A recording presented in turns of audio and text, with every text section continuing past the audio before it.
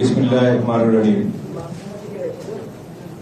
আজকের এই মানবিক অনুষ্ঠানে, বিএনপি পরিবারের অনুষ্ঠানে আমার স্নেহস্পদ সভাপতি জনাব আতিকুর রহমান রুমন উপস্থিত রয়েছেন, আমাদের প্রিয় নেতা, বাংলাদেশ জাতীয়তাবাদী দলের স্থায়ী কমিটির সদস্য, মেধাবী এবং বাংলাদেশের জন্য যিনি বিশেষ করে বাংলাদেশ জাতীয়তাবাদী দলের জন্য একদম কন্টিনিউয়াসলি কাজ করলেন।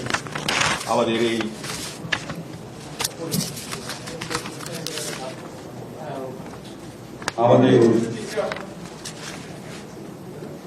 এই ঐক্যমত কমিশন থেকে আরম্ভ করে যত কাজ করা এবং বাংলাদেশকে বিনির্মাণ করার জন্য তার মেধা, বুদ্ধি সবকিছু দিয়ে তিনি যে কাজগুলি করলেন, সেই অতিথিকে আমরা পেয়েছি আজকে বিএনপি পরিবারে। এবং এই বিএনপি পরিবারের প্রধান অতিথি আজকে জনাব সালাউদ্দিন আহমদ সাহেব উপস্থিত, আমাদের আরেকজন প্রিয় ব্যক্তি এবং আমাদের মিডিয়া সেলে যিনি প্রতিনিয়ত আমাদের এই দলের জন্য কাজ করছেন, দেশের জন্য কাজ করছেন, আমাদের জনাব তারেক রহমানের জন্য কাজ করছেন। আপনারা জানেন যে এই বিএনপি পরিবারের পৃষ্ঠপোষক, প্রধান পৃষ্ঠপোষক জনাব তারেক রহমান নিজেই, তিনি এই সেলটিকে অ্যাক্টিভ করার জন্য আতিকুর রহমান রুমনকে দিয়ে এই জুলাই অভ্যুত্থানের পরে বিশেষ করে যারা গুম, খুন, হত্যা এবং আহত নিহত পরিবারের সকল খোঁজখবরগুলি নেওয়াচ্ছেন। এখানে উপস্থিত রয়েছেন আমাদের এই সংগঠনের ইঞ্জিনিয়ার বকুল সাহেব, উপদেষ্টা এই বিএনপি পরিবারে, আমাদের আরো দুইজন উপদেষ্টা এবং মিথুন সহ সদস্য সচিব সহ সকল বিএনপি পরিবারের সদস্যগণ যারা ছুটে ছুটে যাচ্ছেন বাংলাদেশের প্রত্যেকটি প্রান্তে। এবং আমরা এখন পর্যন্ত আমার জানা মতে এই যে 20-30 হাজার পঙ্গুত্ব বরণ করেছে লোকজন, যারা নিহত হয়েছে, আহত হয়েছে, তাদের মধ্যে প্রায় 10,000-এর বেশি, 15,000-এর মতো প্রায় তাদের কাছে পৌঁছতে পেরেছে এই বিএনপি পরিবার। এই 64 জেলার মধ্যে প্রায় 40টি জেলায় এখন পর্যন্ত তারা ভিজিট করেছে। এই যে মানবিক যে ব্যাপার, এই মানবিক ব্যাপারগুলি আমরা যাতে ধরে রাখতে পারি, এই বাংলাদেশ যাতে একটা মানবিক বাংলাদেশে রূপান্তরিত হয় জনাব তারেক রহমানের নেতৃত্বে এবং এই বিএনপি পরিবারের কার্যক্রমের মাধ্যমে, সেটা হবে আজকের আমাদের অঙ্গীকার। আমাদের যে আজকে আহত নিহত যারা পরিবার রয়েছে, যারা বিশেষ করে আহত দুই থেকে বক্তব্য দিলেন, কি মর্মান্তিক ব্যাপার। আমরা অবশ্য ওই সময়টায় 18 তারিখ থেকে 6 তারিখ পর্যন্ত জেলে ছিলাম, দেখতে পারি নাই। আর ভাই তো আমাদের প্রধানমন্ত্রী ছিলেন তো গুম হয়ে। এই আমরা যে এসে তারপরে যে একটা নিঃশ্বাস ফেলতে পারলাম জেল থেকে বেরিয়ে, উনি ইন্ডিয়া থেকে এসে, এই যে আমরা বিএনপি পরিবারের কার্যক্রমগুলি দেখে যে উনি সন্তুষ্ট হলেন, এটা কিন্তু আমাদের জন্য অনেক পাওয়া।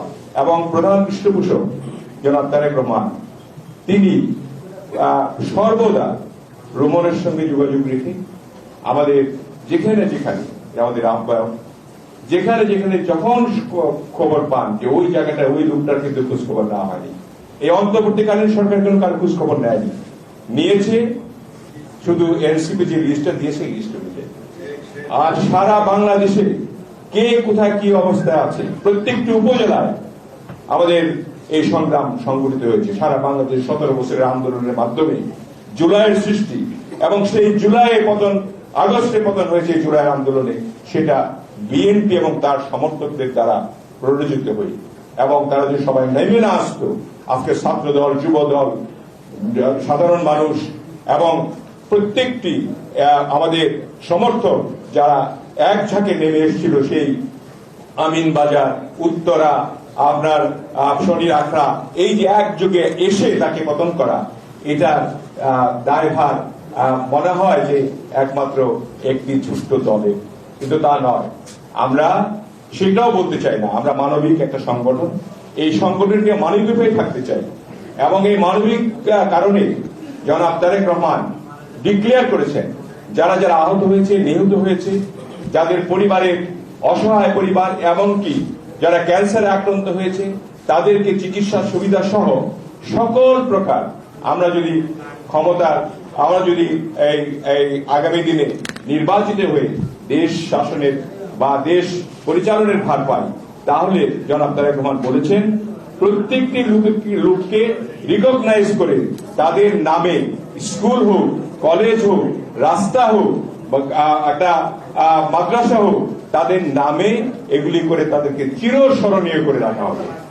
এবং এই চিরস্মরণীয় করে রাখার মাধ্যমে যাতে আমাদের এই মানবিক যে বিকাশ, এটা যাতে প্রকাশ পায় এই বিএনপি পরিবারের মাধ্যমে। এবং আমি আশা করি আপনারা যারা এখানে উপস্থিত হয়েছেন, সাংবাদিক ভাইরা, আপনারা এই বিএনপি পরিবারের যে কার্যক্রমগুলি তুলে ধরবেন, যাতে করে আমাদের দেখে একে অপরের সঙ্গে মিল রেখে এবং অন্যান্য লোকরাও যাতে মানবিক হয় এবং একে অপরের পাশে দাঁড়ায়, এইভাবে সমস্ত বাংলাদেশ যাতে মানবিক বাংলাদেশের রূপ নেয়, যেটা জনাব তারেক রহমানের ইচ্ছা। এই ইচ্ছা প্রকাশ ঘটুক। আমাদের আগাতে হবে দেশ, বাঁচাতে হবে জীবন, এবং আমাদের এই দেশের উন্নয়ন সবকিছু নির্ভর করছে আমাদের তারেক রহমানের উপর। তিনি আসলে পরে আমাদের যেভাবে নির্দেশনা দিবেন সেইভাবে আমরা কাজ করব।